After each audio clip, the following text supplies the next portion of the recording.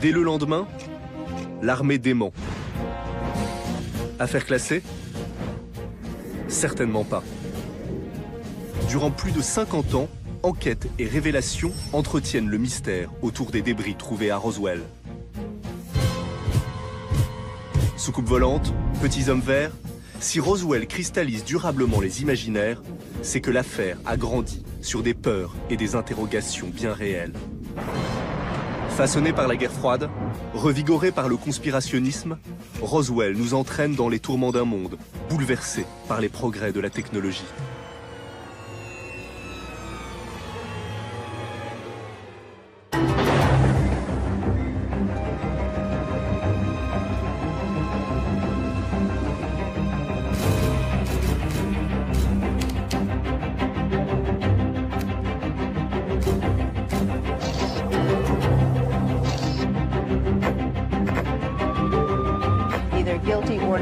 Carrière de gangster. 10 jours après la découverte du corps du Tigre provoqué ce nouveau un véritable séisme en Belgique.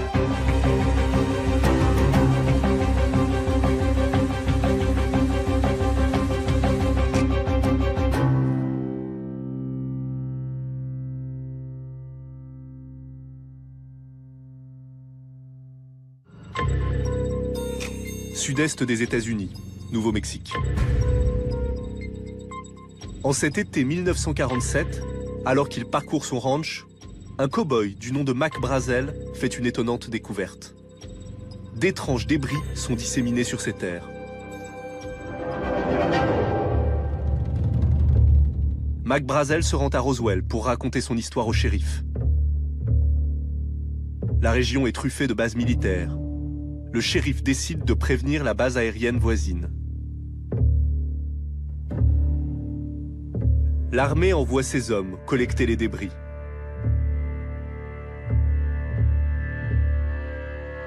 Quelques heures plus tard, la base de Roswell fait un communiqué de presse sidérant.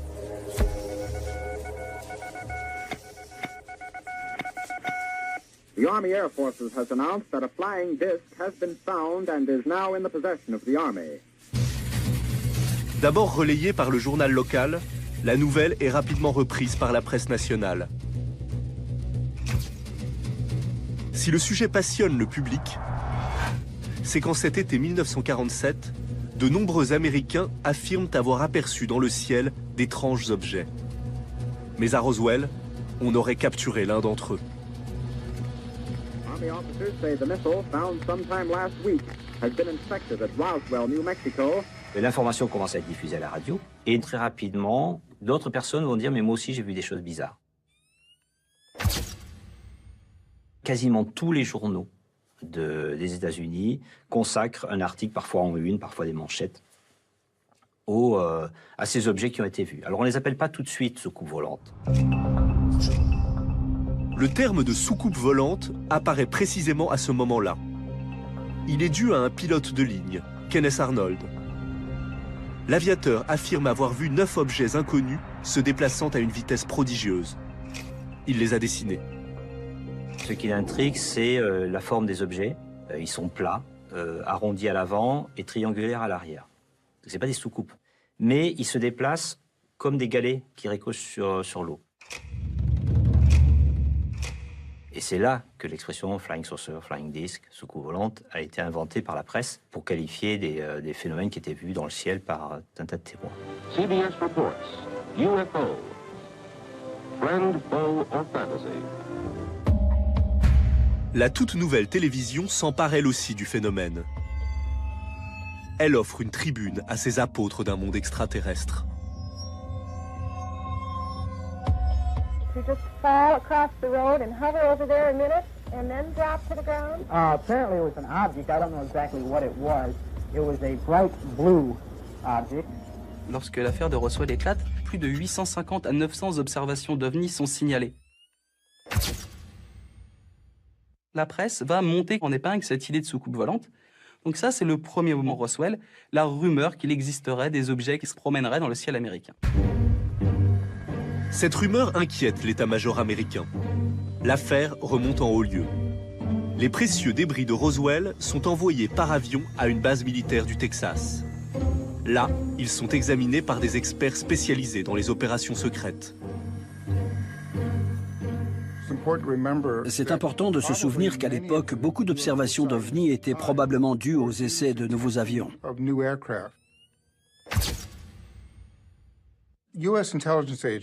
Pour les agences de renseignement américaines, comme la CIA et l'armée de l'air, la question n'était pas de savoir si les ovnis étaient vraiment des vaisseaux extraterrestres, mais plutôt, représentent-ils une menace pour la sécurité des États-Unis? Ce qui est une question complètement différente.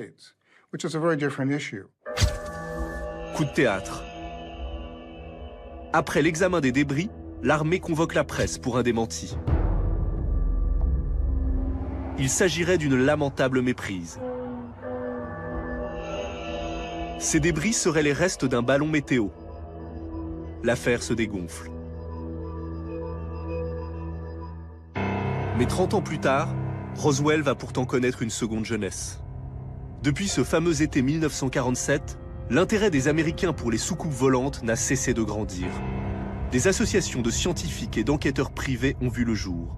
On les appelle les ufologues. The believer is someone who accepts the idea that there are real UFOs and directs his attention to the question, why are they here? What are they doing? What do they want from us? What are their motivations? Au fil de leur publication, ils mènent l'enquête. Que sont donc ces fameuses soucoupes?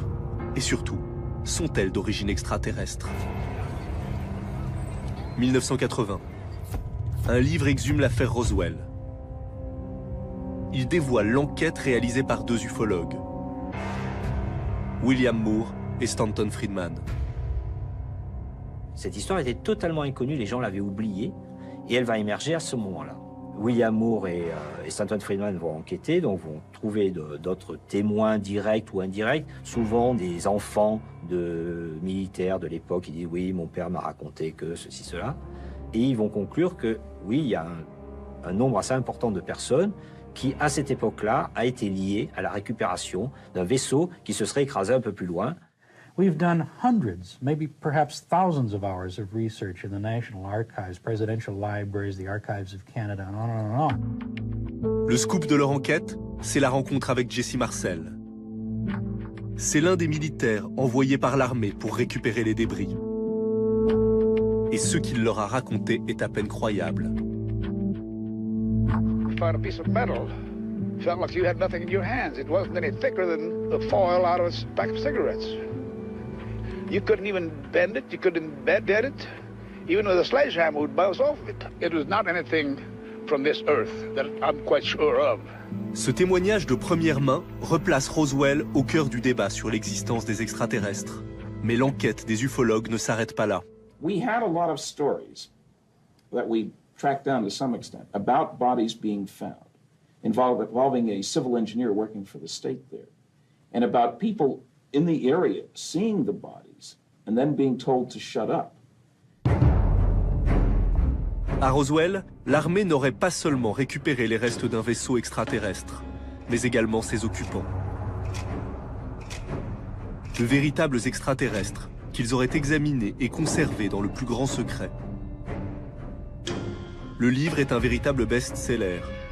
Il fait de Roswell la pierre angulaire de la mythologie ufologique. Une partie de l'opinion américaine est maintenant persuadée que les extraterrestres nous visitent, et que l'armée le sait pertinemment.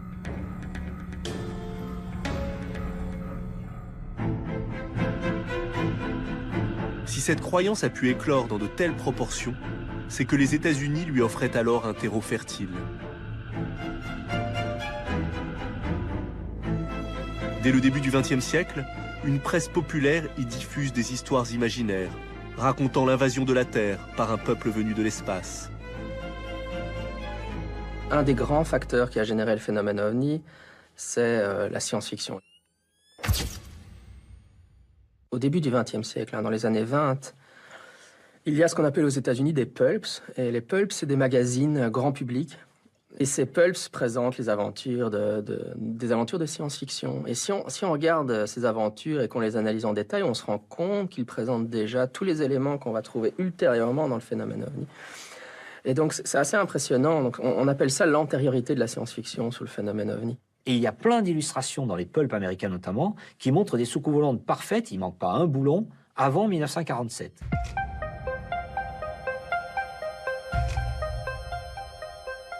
Dans cette science-fiction qui précède juste de quelques années, on trouve ces objets, ces machines volantes. Alors ça montre qu'on est dans un contexte scientifique et technique complet, on n'est pas dans la magie, dans la sorcellerie, on est vraiment dans la science et la technique, on est dans les rêves technologiques de l'époque.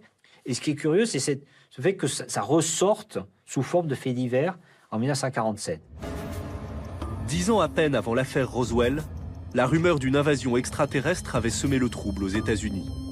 En 1938, le soir d'Halloween, CBS avait diffusé une adaptation du célèbre roman de science-fiction, La Guerre des mondes. La pièce radiophonique, réalisée par le tout jeune Orson Welles, était présentée sous forme de flash d'information. Elle racontait une attaque extraterrestre sur le New Jersey. L'émission avait créé un vent de panique chez les auditeurs, incapables de faire la différence entre la fiction et la réalité. Quand Orson Welles avait diffusé son émission radio en annonçant que des Martiens attaquaient la Terre, il y avait eu des réactions dans la région où était supposée se dérouler l'attaque. Il y avait eu les gens avaient eu peur, etc. Donc on savait que c'était déjà un antécédent qu'il pouvait y avoir des réactions sociologiques fort intéressantes par rapport à cette idée d'envahisseur extraterrestre. We're deeply shocked and deeply regretful about the results of last night's broadcast. Radio is new and we are learning about the effect it has on people.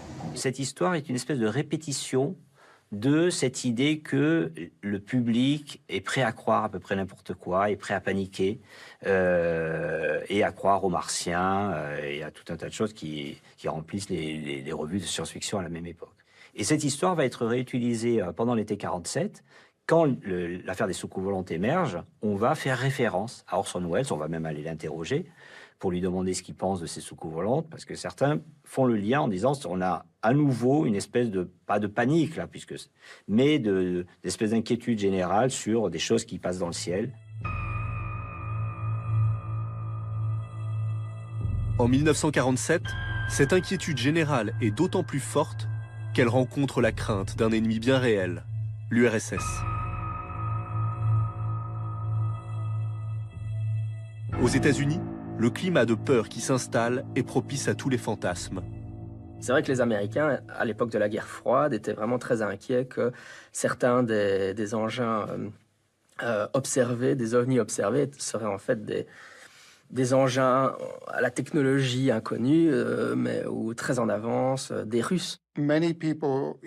Beaucoup d'Américains avaient peur de l'Union soviétique. On aurait pu imaginer un scénario où l'Union soviétique aurait exploité la panique autour des ovnis pour masquer ses propres intentions, à savoir une attaque potentielle des États-Unis.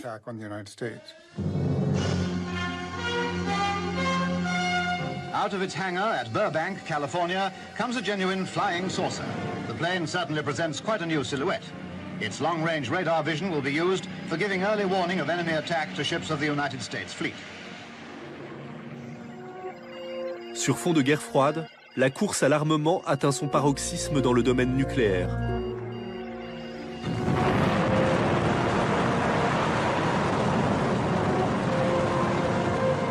Avec le perfectionnement des bombes atomiques, le spectre de la fin du monde plane sur les États-Unis. Peur de la puissance soviétique et d'une attaque extraterrestre se mêle dans les esprits. Il y avait une grande peur du communisme, ce qui a fortement contribué à une peur de l'inconnu et des objets volants non identifiés.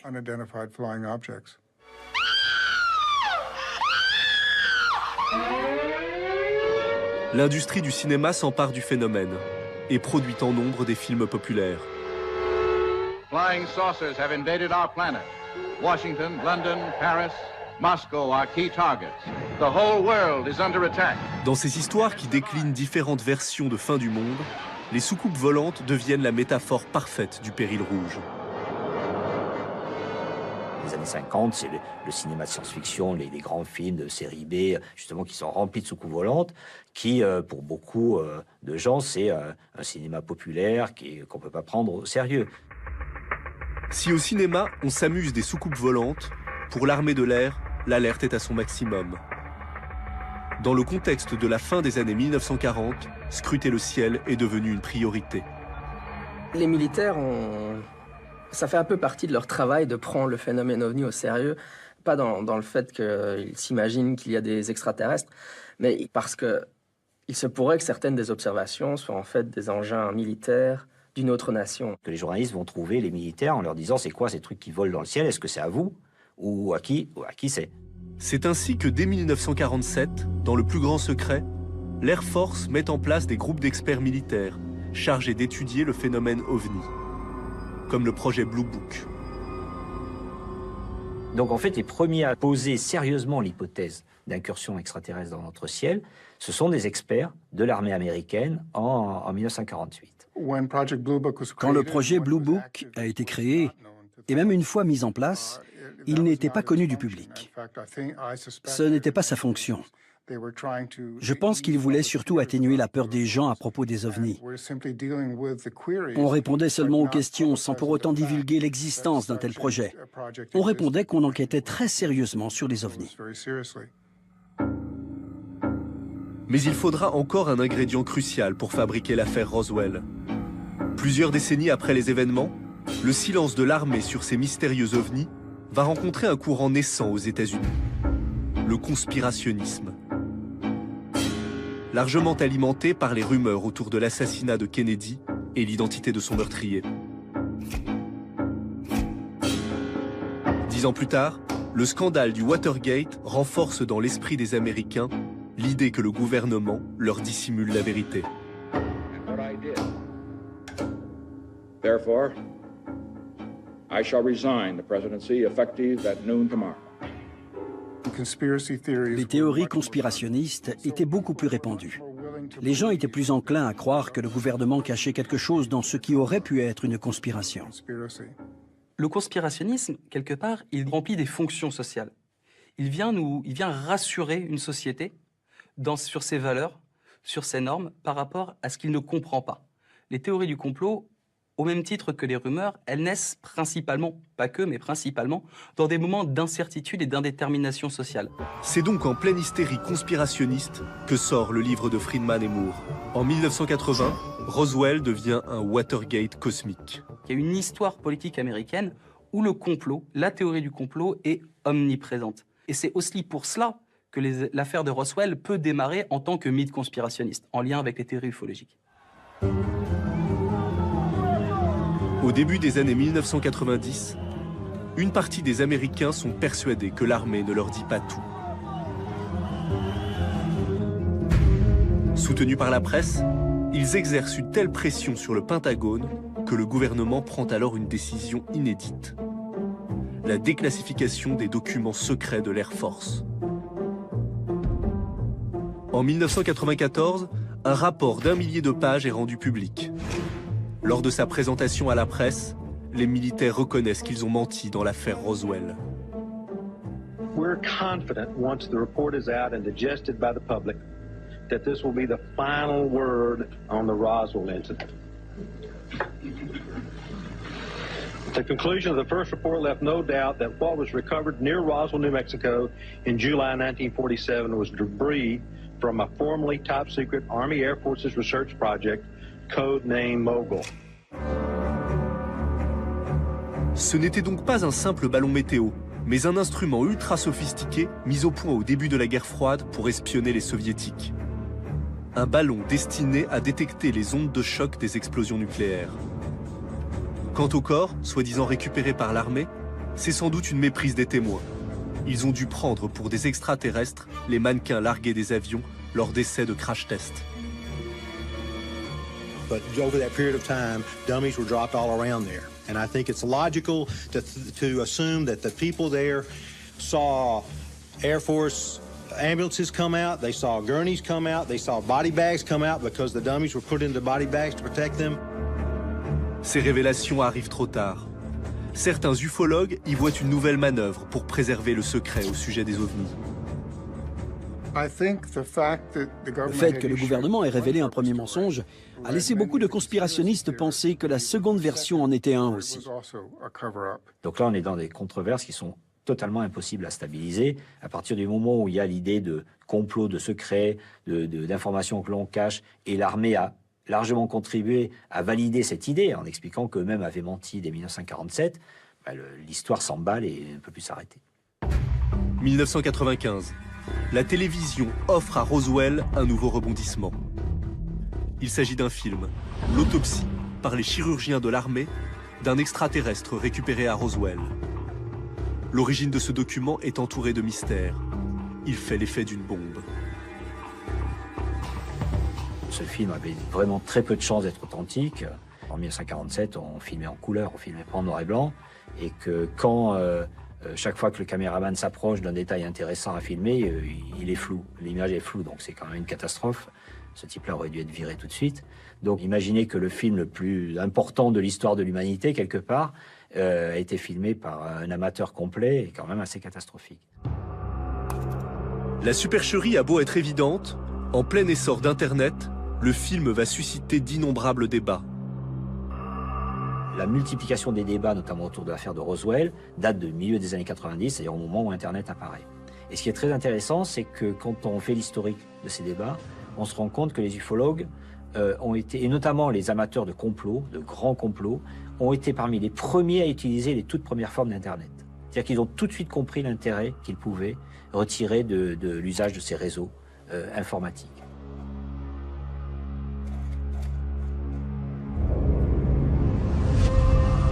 Propagée par Internet, l'affaire Roswell a maintenant le visage d'un alien aux grands yeux en amande. Elle dépasse les frontières américaines pour entrer dans la légende. Le mythe des extraterrestres a trouvé son histoire originelle. La ville de Roswell en devient le sanctuaire. Aujourd'hui, elle en profite sans scrupule.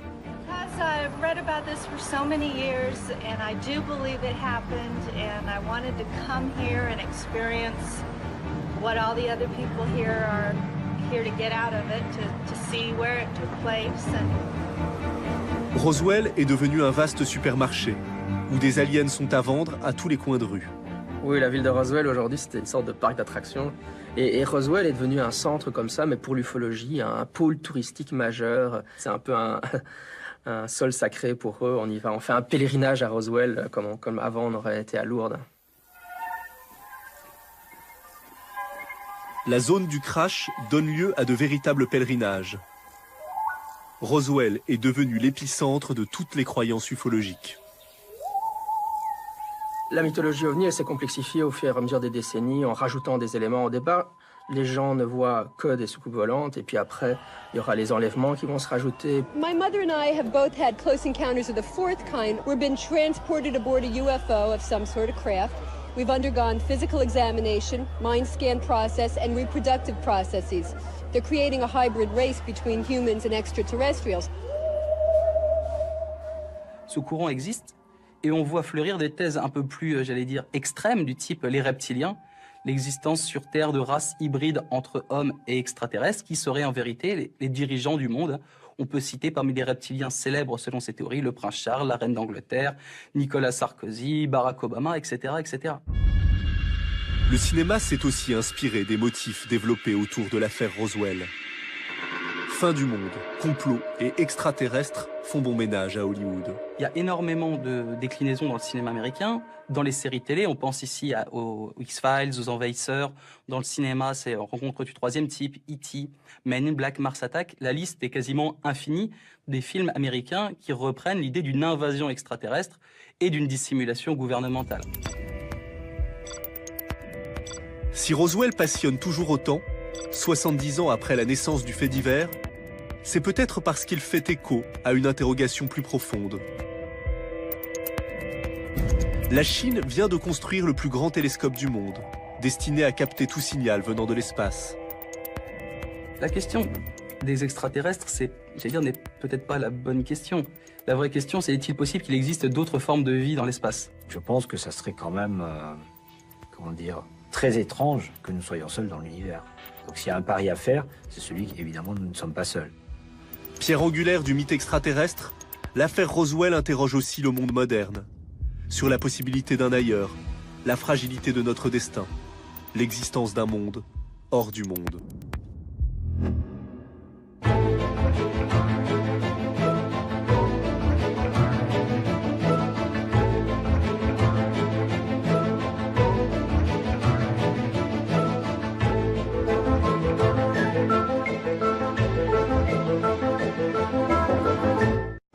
Nouveau-Mexique, 1947.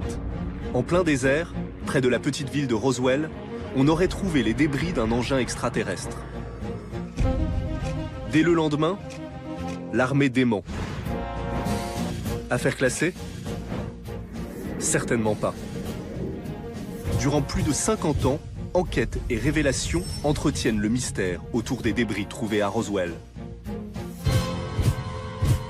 Soucoupe volante, petits hommes verts, si Roswell cristallise durablement les imaginaires, c'est que l'affaire a grandi sur des peurs et des interrogations bien réelles. Façonné par la guerre froide, revigoré par le conspirationnisme, Roswell nous entraîne dans les tourments d'un monde, bouleversé par les progrès de la technologie.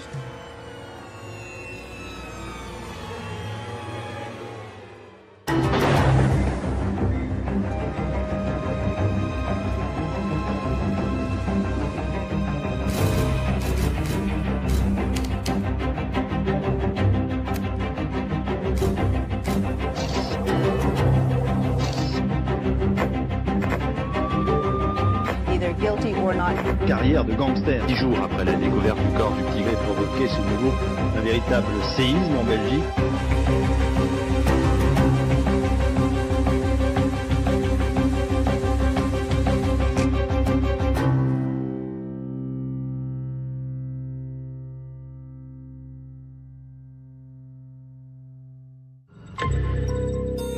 Sud-est des États-Unis, Nouveau-Mexique.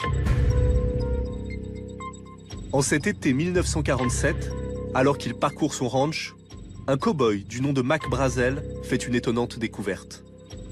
D'étranges débris sont disséminés sur ces terres. Mac Brazel se rend à Roswell pour raconter son histoire au shérif. La région est truffée de bases militaires. Le shérif décide de prévenir la base aérienne voisine. L'armée envoie ses hommes collecter les débris.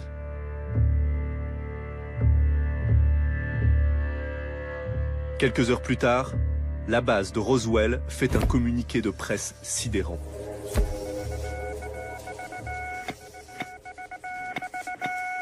The Army Air Forces has announced that a flying disc has been found and is now in the possession of the Army. D'abord relayée par le journal local, la nouvelle est rapidement reprise par la presse nationale.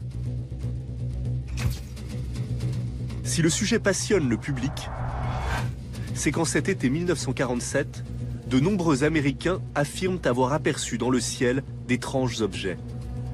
Mais à Roswell, on aurait capturé l'un d'entre eux. Army officers say the missile found sometime last week has been inspected at Roswell, New Mexico. L'information commence à être diffusée à la radio et très rapidement, d'autres personnes vont dire « mais moi aussi j'ai vu des choses bizarres ».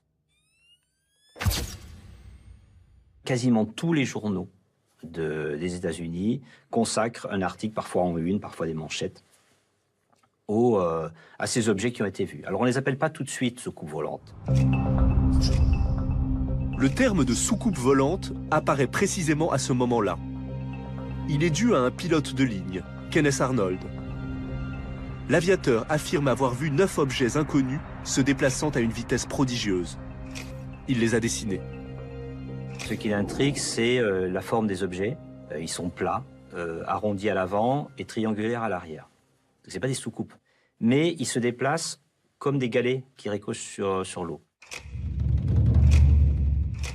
Et c'est là que l'expression flying saucer, flying disc, soucoupe volante, a été inventée par la presse pour qualifier des phénomènes qui étaient vus dans le ciel par un tas de témoins. CBS reports UFO.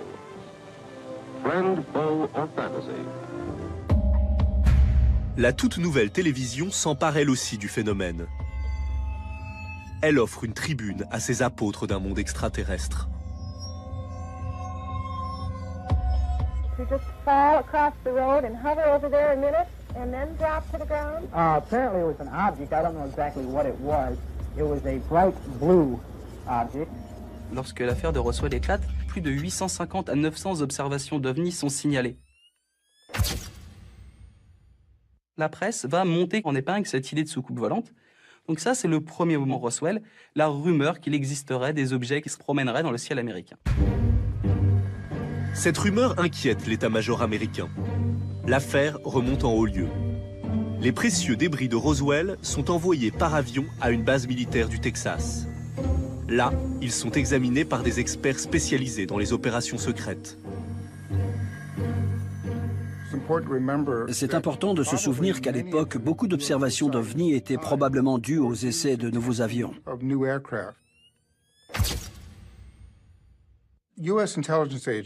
Pour les agences de renseignement américaines, comme la CIA et l'armée de l'air, la question n'était pas de savoir si les OVNI étaient vraiment des vaisseaux extraterrestres, mais plutôt, représentent-ils une menace pour la sécurité des États-Unis? Ce qui est une question complètement différente. Coup de théâtre. Après l'examen des débris, l'armée convoque la presse pour un démenti. Il s'agirait d'une lamentable méprise. Ces débris seraient les restes d'un ballon météo. L'affaire se dégonfle. Mais 30 ans plus tard, Roswell va pourtant connaître une seconde jeunesse. Depuis ce fameux été 1947, l'intérêt des Américains pour les soucoupes volantes n'a cessé de grandir. Des associations de scientifiques et d'enquêteurs privés ont vu le jour. On les appelle les ufologues. The believer is someone who accepts the idea that there are real UFOs and directs his attention to the question, why are they here? What are they doing? What do they want from us? What are their motivations? Au fil de leur publication, ils mènent l'enquête. Que sont donc ces fameuses soucoupes? Et surtout, sont-elles d'origine extraterrestre? 1980. Un livre exhume l'affaire Roswell. Il dévoile l'enquête réalisée par deux ufologues, William Moore et Stanton Friedman. Cette histoire était totalement inconnue, les gens l'avaient oubliée, et elle va émerger à ce moment-là. William Moore et Stanton Friedman vont enquêter, donc vont trouver d'autres témoins directs ou indirects, souvent des enfants de militaires de l'époque qui disent « oui, mon père m'a raconté que ceci, cela ». Et ils vont conclure que, oui, il y a un... Dès le lendemain, l'armée dément. Affaire classée? Certainement pas. Durant plus de 50 ans, enquête et révélations entretiennent le mystère autour des débris trouvés à Roswell. Soucoupe volante, petits hommes verts, si Roswell cristallise durablement les imaginaires, c'est que l'affaire a grandi sur des peurs et des interrogations bien réelles. Façonné par la guerre froide, revigoré par le conspirationnisme, Roswell nous entraîne dans les tourments d'un monde bouleversé par les progrès de la technologie.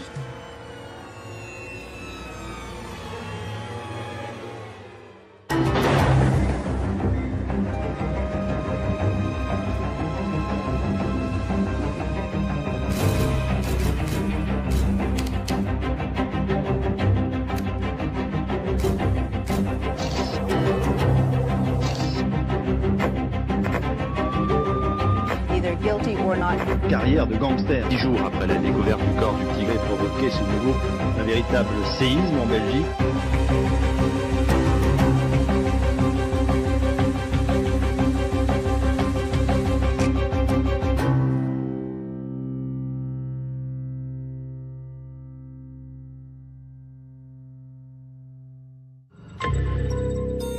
Sud-est des États-Unis, Nouveau-Mexique. En cet été 1947, alors qu'il parcourt son ranch, un cow-boy du nom de Mac Brazel fait une étonnante découverte. D'étranges débris sont disséminés sur ces terres. Mac Brazel se rend à Roswell pour raconter son histoire au shérif. La région est truffée de bases militaires. Le shérif décide de prévenir la base aérienne voisine. l'armée envoie ses hommes collecter les débris.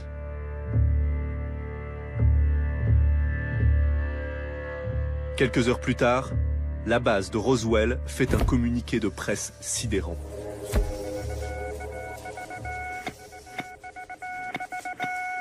The Army Air Forces has announced that a flying disc has been found and is now in the possession of the Army.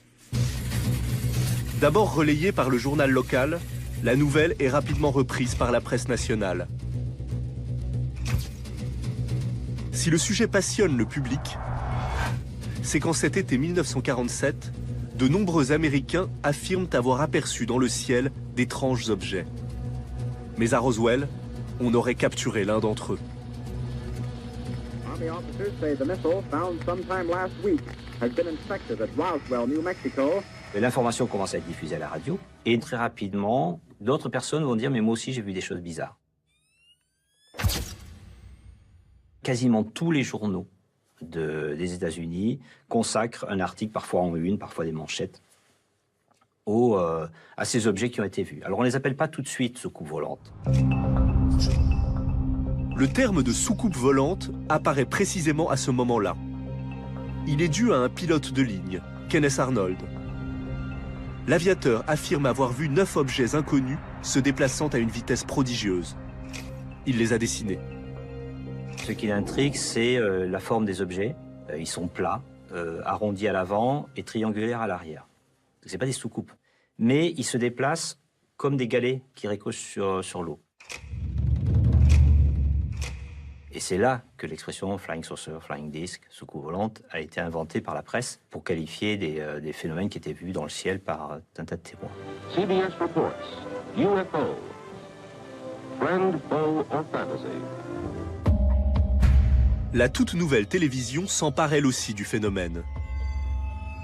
Elle offre une tribune à ces apôtres d'un monde extraterrestre. You just fall across the road and hover over there a minute and then drop to the ground? Apparently it was an object. I don't know exactly what it was. It was a bright blue object. Lorsque l'affaire de Roswell éclate, plus de 850 à 900 observations d'OVNI sont signalées. La presse va monter en épingle cette idée de soucoupe volante. Donc ça, c'est le premier moment Roswell, la rumeur qu'il existerait des objets qui se promèneraient dans le ciel américain. Cette rumeur inquiète l'état-major américain. L'affaire remonte en haut lieu. Les précieux débris de Roswell sont envoyés par avion à une base militaire du Texas. Là, ils sont examinés par des experts spécialisés dans les opérations secrètes. C'est important de se souvenir qu'à l'époque, beaucoup d'observations d'OVNI étaient probablement dues aux essais de nouveaux avions.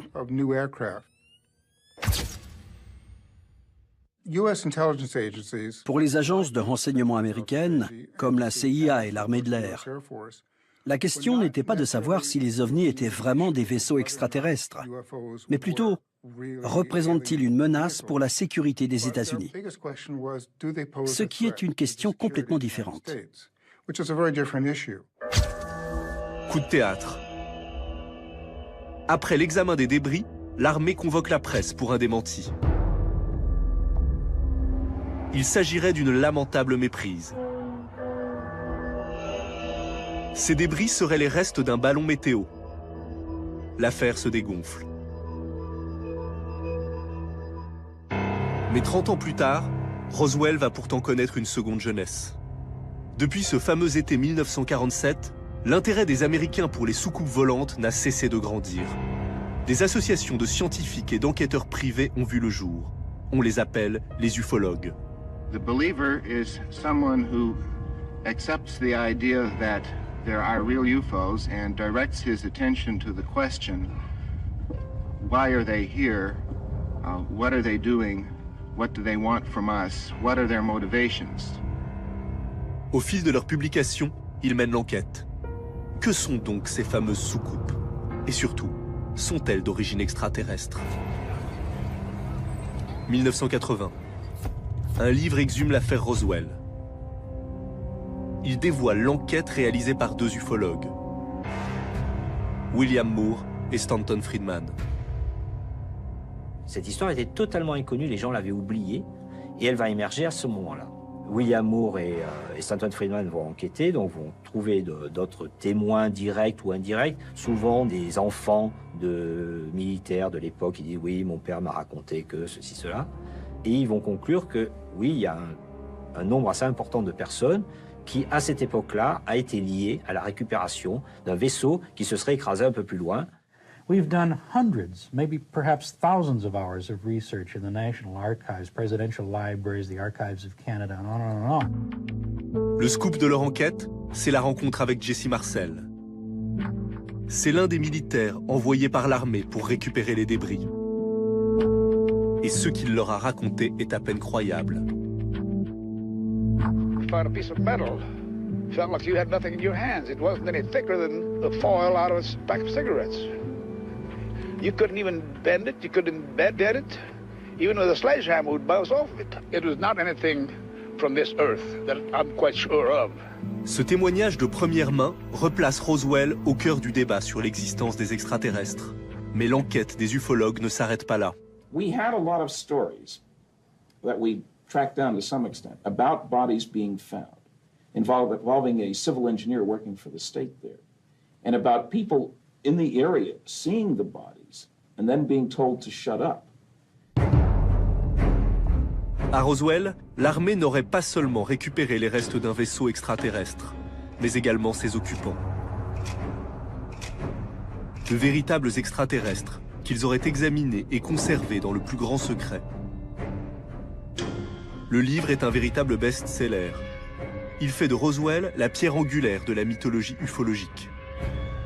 Une partie de l'opinion américaine est maintenant persuadée que les extraterrestres nous visitent, et que l'armée le sait pertinemment.